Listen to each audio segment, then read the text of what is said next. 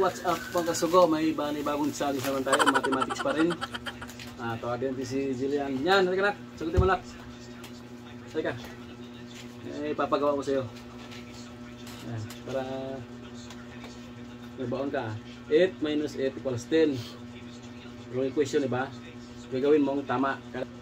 2 stick, 2 mobs. To correct. Para ganado ka. Sandaan ulit. Sandaan. Pag nasagutan mo, sa'yo na yan. Baon mo. No. Isip. Isip. Ayan, nakita yung galing mo sa mathematics. 8 minus 8 equals 10. Oh no!